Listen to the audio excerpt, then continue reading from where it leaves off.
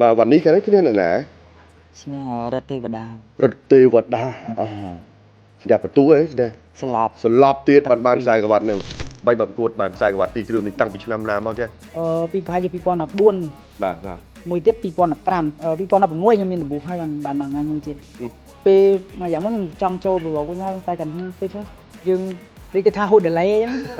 អត់ទៅពីទីសា បាទដូចមុនពីមុនគេ ឥឡូវប្រកួតបានដងហើយ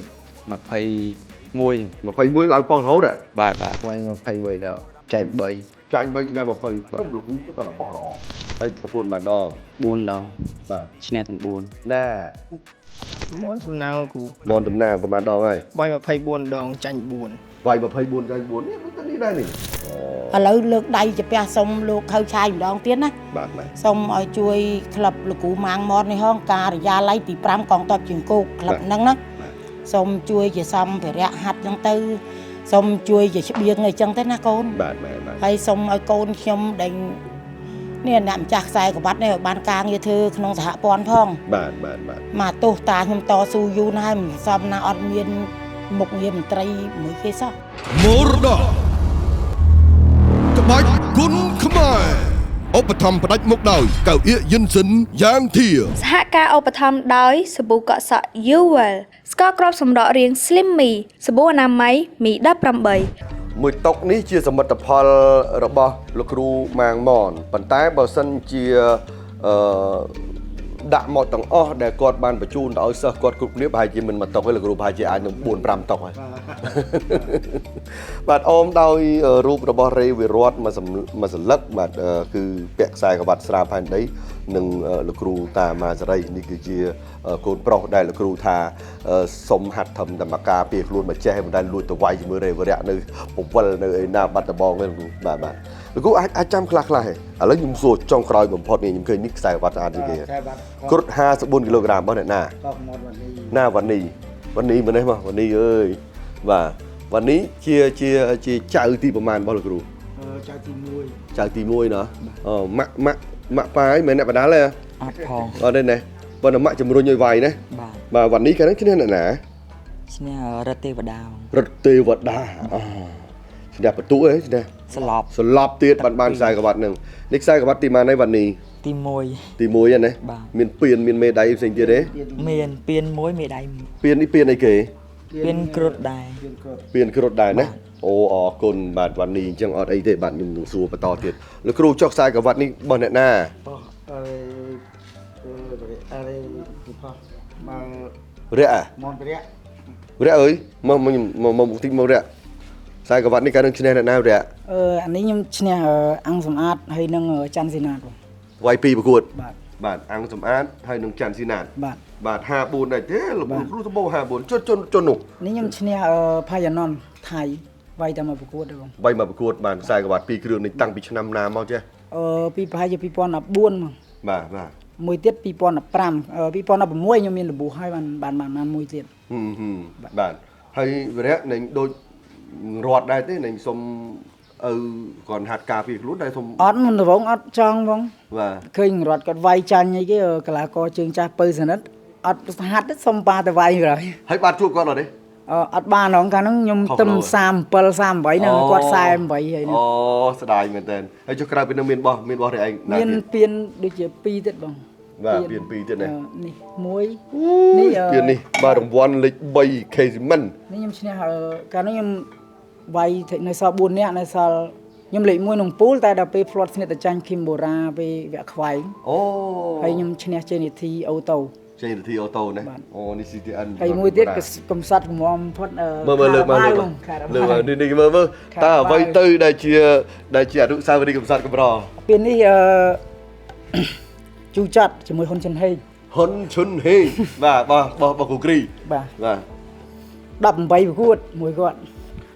18ប្រកួត ហ្នឹងហើយ 18ប្រកួតបានពៀនហ្នឹងឬក៏ប្រកួតមួយហ៊ុនចិនហេង18ដង មួយគាត់18ដងចុងក្រោយខ្ញុំចាញ់គាត់បានខ្សែក្រវ៉ាត់នេះបានពេលនេះ ហើយ8ដណ្ដប់ប្រកួតមួយហ៊ុនចិនហេងឆ្នាំទៅឆ្នាំមកហើយមែនទេ បាទបងបាទ បាទ តែខ្ញុំឈ្នះច្រើនជាងគាត់ឈ្នះខ្ញុំ ចឹងបានន័យថាក្នុងចំណោមអ្នកបណ្ដាលទាំងអស់មកតាំងពីរយៈឯងបណ្ដាលមកគឺហ៊ុនចិនហេងនឹងឲ្យជួបច្រើននេះគេ ច្រើនជាងគេហ៊ុនចិនហេង បាទ បន្ទាប់មកទៀត chất ngồi ចិត្តងុយ ហើយ បាទ ម្នាក់ទៀតម៉ាត់ឆ្វេង មាត់ឆ្វេង បាទ បាទ មានតែ3នាក់ហ្នឹងហ្មង បាទបាទ ដែលការមកពួកខ្ញុំវាយមាន3នាក់ហ្នឹងខ្លាំងជាងគេ បាទហើយក៏អ្នកឯងសប្ងៃក៏លេងណាមែនទេលេងឃើញមុខហ៎ ខ្ញុំគិតថាពេលមួយយ៉ាងមុនខ្ញុំចង់ចូលប្រឡូកវិញដែរប៉ុន្តែគាត់ថាពេលខ្លះយើងដូចគេថាហូតដលេអញ្ចឹង អត់ទៅពីទីផ្សារហ៎ បាទអត់ដូចមុនពីមុនគេយើងអត់មានពេលសម្រាតែឥឡូវយើងពេលសម្រាអញ្ចឹងក៏គិតថាសម្រាក៏បានក៏ល្អដែរ ជួយបងប្អូនចំណុច បាទ ក៏ចុះអ្នកណាទៀតនេះជានេះបងអ្នកណាលោកគ្រូនេះលីអូនេះបងអ្នកណា បលីហូ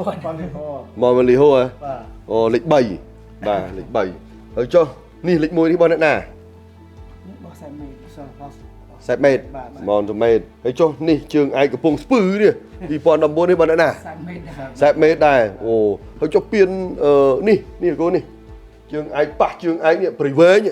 បោះខ្សែមេដែរ សែបមេតទៀតភាគច្រើនបោះសែបមេតហ្មងណាចុះពៀនធំជាងគេនេះនៅក្នុងនេះមានលោកគ្រូឆឹងចៅយេនមួយផងនេះ បាទ បាទ ខ្សែមេដែរ សែបមេតទៀតបាទអូចឹងរបស់ភាគច្រើនគឺបោះសែបមេតដែរហើយចុះប្រមាញមានបានអីសោះហ្មងប្រមាញ ប្រមាណនៅក្នុងទូនេះមួយដែរនេះ មេដៃមាស នេះបោះខ្សែមេទៀត អូសែបមេតទៀតដល់ប្រមាញ ម៉ៃនេះមួយ បាទ បាទប្រមាណ បាទ ផ្ទះនោះពៀន3 2ទៀតហើយខ្សែមេដៃ បាទអូអ្នកគ្រូអញ្ជើញបានដែរមកអ្នកគ្រូខ្ញុំសុំមួយម៉ាត់2ហ្មងអ្នកគ្រូ មេដៃ បាទ មាស5នៅក្នុង ខ្ញុំចង់និយាយថាបើអ្នកគ្រូមិនព្រមទេលោកគ្រូក៏មិនហ៊ានបង្ហាត់បង្ហាញដែរអ្នកគ្រូបាទគ្រប់យ៉ាងគឺនៅលើអ្នកគ្រូអ្នកគ្រូធំស្រឡាញ់បដាល់ ឆ្លាញ់កូនអើយតាំងពីកូនខ្ញុំអារេវរត់ទៅអាយុ13ឆ្នាំសុំម៉ែទៅបដាល់ហ្នឹងហើយខ្ញុំអត់ចង់ទេកូនរៀនហើយដល់វាមិនព្រមមកគឺអារេវរៈនោះទៅវាសុំទៅមកបងធរហ្នឹងទៅគាត់ទៅវាយទៅដល់គ្រូចិត្តសរឹមគាត់ទទួលយកនៅមួយគាត់ចឹងទៅ បាទ ដល់វាយបានខ្សែក្បាត់ពោះយើងស៊ីតអិនហ្នឹង បាទ គាត់ឈប់តាំងពីហ្នឹងមកកូន បាទហើយចុះម៉ែនឹងឥឡូវម៉ែនៅតែស្រឡាញ់នៅតែឲ្យកូនតដល់ចៅវាយទៀត ចាអត់ចោលទេណាមួយធ្វើតាមម្ដងរបស់តាខ្ញុំ អូតា ខ្ញុំគាត់ស្រឡាញ់ណាស់ខ្ញុំ តានឹងចង់និយាយថាគ្រូ ចាគ្រូម៉ាងមកហ្នឹងខ្ញុំហ្មង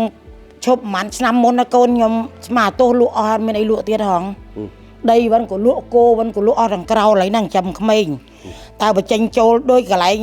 ពេទ្យអញ្ចឹងចេញចេញចូលអញ្ចឹងណាដល់ឥឡូវវាលែងសូវចេញចូលវានៅសពួកកំសត់ហ្នឹងនៅតស៊ូមួយគ្នាទៀតទៅ អូ ប៉ុន្តែបានគុណហេរ៉ូ បាទ ជួយខ្ញុំមួយថ្ងៃនេះខ្ញុំអរគុណខ្លាំងណាស់កូនអើយបានហូបចុកប៉ុន្តែក៏មិនសូវជាគ្រប់ឯកូនបើគ្រប់3បេមួយខែ បាទ តែថ្ងៃខ្ញុំតាយាយខ្ញុំសុំសិលហើយនៅតែអវរៈបន្ទុកលើអវរៈ បាទ អវរៈហ្នឹងគាត់មើលការខុសត្រូវតាខ្ញុំគាត់មកជួយប្រាប់ក្បាច់ប្រាប់អីចឹងណា អូបាទហើយចុះសែបមេតអីគាត់តម្លាក់លុយមកខ្លះចឹងទៅ គាត់ចាំកាពះគាត់ដែរកូនគាត់ជាពាក់គេច្រើនណាស់កូនខ្ញុំ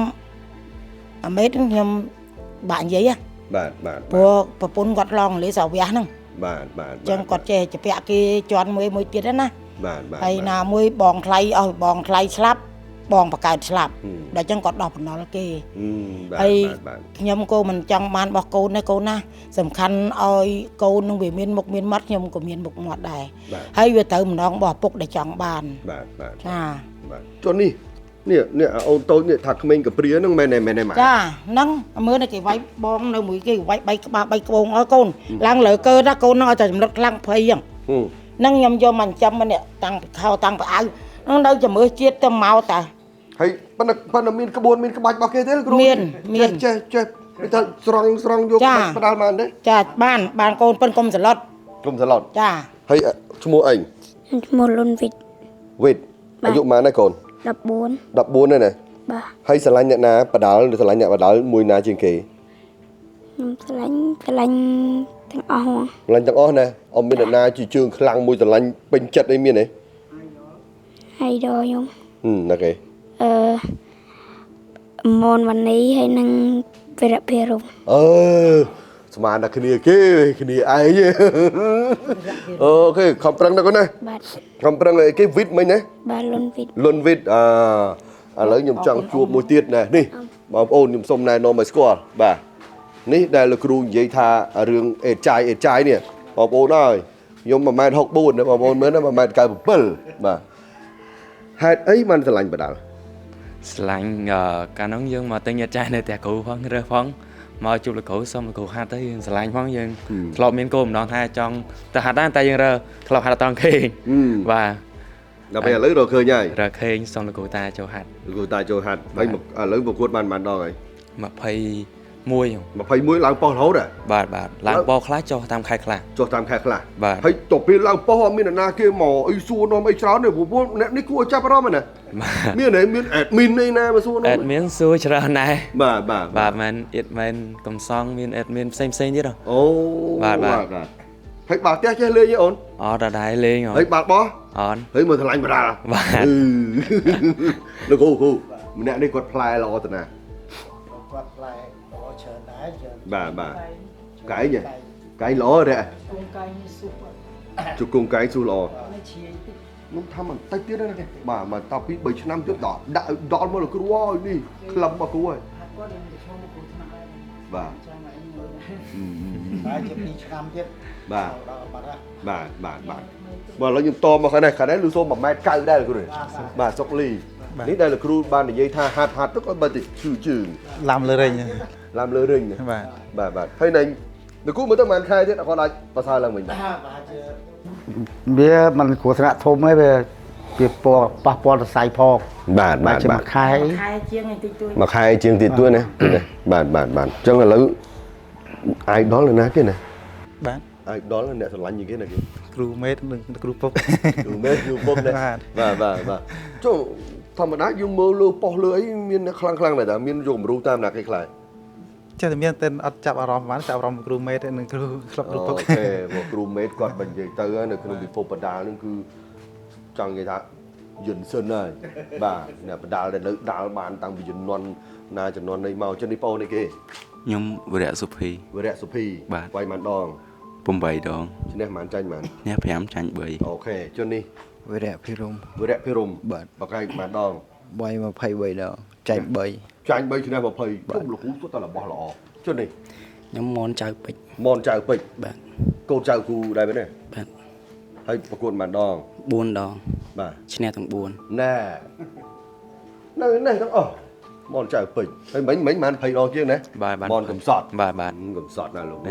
ហើយប៉ុន្តែខ្ញុំលោកស្រស់ខ្ញុំថាតែជឿងល្វីទៅឲ្យខ្ញុំស្រស់គាត់ហ្នឹងគាត់ស្រស់ជឿងល្វីទៀតនេះបាទមានប៉ុនហ្នឹង មានទេបង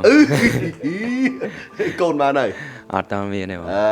បង្ហាត់ បាទ យកលុយឲ្យប្រពន្ធធ្វើផ្ទះ បាទ ចុះនេះអីគេ មនសំណាងលោកគ្រូ មនតំណាងប្រហែលដងហើយ វាយ24ដងចាញ់4 វាយ24ចាញ់4នេះដូចនេះដែរនេះបាទទូលោកគាត់សិលបល្អគឺនេះ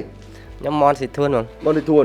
បាទប្រកួតបាន40ដងបង បាទ ឈ្នះ27ចាញ់13 ចាញ់13ណាបាទចឹងឡើងប៉ុស្តិ៍ញយដែរចុះនេះ មក នេះមកពិសិដ្ឋចៅលោកគ្រូដែរមែនទេមនបណ្ឌិតចៅភាសាអីចៅភាសាលោកគ្រូមននៅឲ្យកូនប្រហែលនេះ នៅ តំការ បាទ បាទវាយបានអីបានហើយ 20ដងជាង បាទ20ដងជាងណា បាទ បាទហំប្រឹងទៅនេះគ្រូស៊ីបអរគុណគ្រូស៊ីបបានជួយសិស្សអរគុណគ្រូស៊ីបបានជួយសិស្សបាទទាំងនេះគឺជាសមិទ្ធផលដែលលោកគ្រូបានផ្ដល់ទៅឲ្យទាំងកូនបកើតទាំងចៅបកើតទាំងកូនភាសាចៅភាសាបាទទាំងកីឡាករផ្សេងអរគុណម៉ែមែនទែនបាទដែលជំរុញលើកទឹកចិត្តដល់លោកគ្រូដល់តាបាទម៉ែអើយម៉ែបញ្ជនប្រហែលហើយ ខ្ញុំ67ឆ្នាំថ្មីហ៎កូន 7ឆ្នាំថ្មីហើយម៉ែមើលទៅណែអាចមើលដល់ចៅទួតចៅអីប្រកួតតទៅទៀតតាមមើលឲ្យបាននេះណាម៉ែ មិនដឹងអាយុôngបានប៉ុន្មានទៀតបើប៉ុនឈឺអត់ជប់កូន ឈឺអីខ្លះម៉ែ ខ្ញុំធ្វើទុកតែភ្នែកហ្នឹងម្នាក់ហៀអញ្ចឹង វាហៀអញ្ចឹងណាតក់ឆ្នាំអញ្ចឹងទៅ តែហើយអាដៃវាដាក់ដៃយប់ឡើងចោលបានដេកទេ ណាតើណា នេះដាក់ដៃតាកូននេះ វាមិនម៉ែបាក់ បាក់ខ្ញុំបេះស្វាយហើយវាធ្លាក់មកបាក់អត់អញ្ចឹងគេមូលដែកនៅក្នុងហ្នឹង20ឆ្នាំមកតាកូន អូ ឥឡូវហើមនេះ បាទម៉ែបាទ ឲ្យតែខែតិចអញ្ចឹង បាទ ប៉ុន្តែតស៊ូមួយតាខ្ញុំដល់គាត់ថាឈប់បានឈប់អស់គ្នា អូ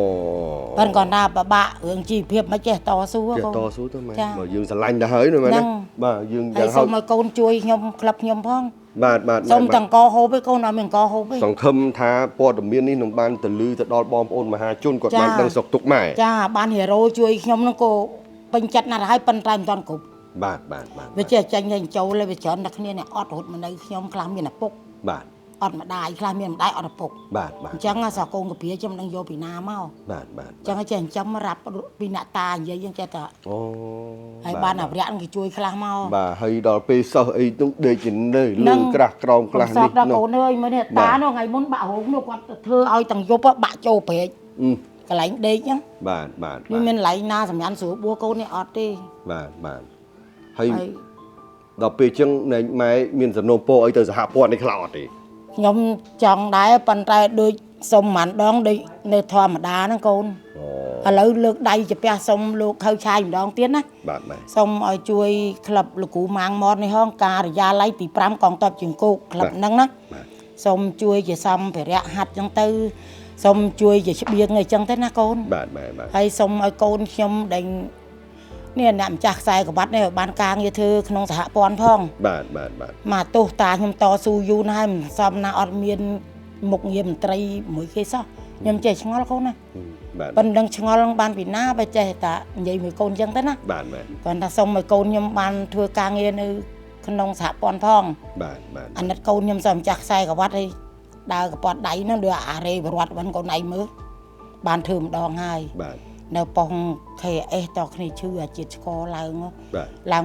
480គ្នាសុំឈប់សុំចម្រាក់មួយរយៈអង្ដោះហើយសុំចូលវិញអត់បាន បាទ មនលីហោខ្ញុំក៏ម្ចាស់ខ្សែក្រវ៉ាត់មនវិរៈក៏ម្ចាស់ខ្សែក្រវ៉ាត់អត់បានអីធ្វើកូន បាទអត់អីទេម៉ែសង្គមថាព័ត៌មាននេះបានលឺទៅដល់ខាងសហព័ន្ធខាងមហាជនអីទូទៅបាទដែលគាត់ ហើយសុំជារបស់ហាត់អីចឹងទៅកូនអត់មានខ្ញុំសត់ទេ នេះនោះឃើញយើងដាច់ដោចច្រើនដែរម៉ែបាទមានលេងដូចវាយផ្លែដូងអីទៅបាទ ហើយសំខាន់ជាងគេសុំទៅសហព័ន្ធសុំកន្លែងក្មេងដេកហ្មងកូនអត់ បាទមានកន្លែងក្រេ2ជាន់អីចឹងទៅច្រើននេះដាក់រូងអីចឹងមិនទេម៉ែ បាទដល់កន្លែងអ្នកដេកទេរាល់ថ្ងៃហ្នឹងកូនមកឃើញហើយ បាទណា បាទ ហ្នឹងហើយចឹងអានេះជាអ្វីដែលខ្ញុំបានក្នុងបេសកកម្មមរតកក្បាច់គុណខ្មែរដែលនេះគឺជាមរតកបាទនៅចំនួនថ្មីក្រោយពេលមនុស្សរាប់រយនាក់បាទបានឆ្លងកាត់នៅក្នុងការវឹកហាត់របស់លោកគ្រូម៉នបាទចឹងលោកគ្រូអើយនេះកៅអៀកយិនសិនយ៉ាងធាគឺខ្ញុំតែងតែភ្ជាប់មកហើយបាទច្រើនណាស់ច្រើនរយប្រទេសហ្នឹងម៉ែអានេះបើថាយើងចុករយដៃជើងអីសាច់ដុំយើងហាត់យើងអីអញ្ចឹងបាទហ្នឹងគឺយើងបិទទៅវាក្តៅវាល្អហ្មងបាទហ្នឹងហើយអញ្ចឹងគឺបកគលជូនលោកគ្រូបាទមានមកប្រអប់មានក្រមសបុតទៀតម៉ែមានសបុតទៀតបាទអញ្ចឹង ឥឡូវមកដាក់មកកន្លែងណអរគុណតិចទៅហី បាទម៉ែមានអីនិយាយទៅបាទកៅអៀកយិនសិនយ៉ាងធានេះម៉ែ ចាខ្ញុំសូមថ្លែងអំណរអរគុណនៅលើម្ចាស់ផលិតផលនេះកៅអៀកយិនសិនយ៉ាងធាសូមលោកមានសុខភាពល្អអាយុយឺនយូររទទួលទានមានបានណាដែលបានជួយឧបត្ថម្ភដល់ក្លឹបខ្ញុំមានកៅអៀកមានបច្ច័យទៀតណាកូនណាមានចាសូមអរគុណខ្លាំងណាស់សូមជូនពរឲ្យលោកទទួលទានមានបានសូមឲ្យសុខភាពល្អជាពិសេសកូនណាហើយនឹងក្រុមការងាររបស់កូនណាសូមឲ្យមានសេចក្តីសុខសូមឲ្យជួបតែព្រះពុទ្ធពធព្រះសង្ឃកុំបីអាខានឡើយណាកូនណាសូមឲ្យមានសុខភាពល្អទាំងអស់គ្នាម៉ែសាធុម៉ែចេះតែប៉ុណ្្នឹងឯងកូនណាបាទអត់អីទេម៉ែប៉ុណ្្នឹងគឺវាគ្រប់គ្រាន់ទៅហើយបាទអរគុណបងប្អូនដែលបានតាមដានទស្សនាមរតកក្បាច់គុណខ្មែរនឹងធ្វើដំណើរទៅទូទាំងប្រទេសដើម្បីដឹងពីសុខទុក្ខរបស់កីឡាករកីឡាការិនីគ្រូបង្វឹកព្រឹទ្ធាចារ្យសពបែបយ៉ាងឲ្យយើងបានដឹងថាតើពួកគាត់នៅទីណាកំពុងធ្វើអ្វីដូចជាពេលនេះចឹងខ្ញុំមកដល់ព្រែកឯងសង្កាត់ព្រែកឯងលោកគ្រូណាសង្កាត់ព្រែកឯងយើងនេះគឺនៅក្លឹបការិយាល័យទី5កងទ័ពជើងគោកដែលមានលោកគ្រូតាម៉ាងម៉នបាទគឺជាគ្រូបង្វឹកអរគុណចំពោះការតាមដានទស្សនារបស់លោកអ្នកបាទការិយាល័យទី5កងទ័ពជើងគោកគឺជាឈ្មោះក្លឹបផ្លូវការរបស់លោកគ្រូម៉ាងម៉នបាទលោកគ្រូមានហើយទីតាំងលោកគ្រូមានហើយសង្វៀនអីផ្សេងៗដែលបងប្អូនបានឃើញហើយនឹងសមិទ្ធផលដែលកូនចៅរបស់គាត់បានយកមកបានដាក់នៅពេលនេះតែលោកគ្រូក៏នៅតែមានកង្វល់បាទចំពោះអ្វីដែលគាត់កំពុងតែធ្វើការបង្វឹកប្រហាត់បដាល់សប្តាហ៍នេះបងប្អូនបានតាមដាននៅคลิปនេះបាទមិនថាលោកគ្រូមិនថាអ្នកគ្រូបាទដែលជាភរិយារបស់លោកគ្រូទេគាត់មានការសំណូមពរអ្វីណាមួយនោះដែលធ្វើឲ្យយើងស្ដាប់ទៅថា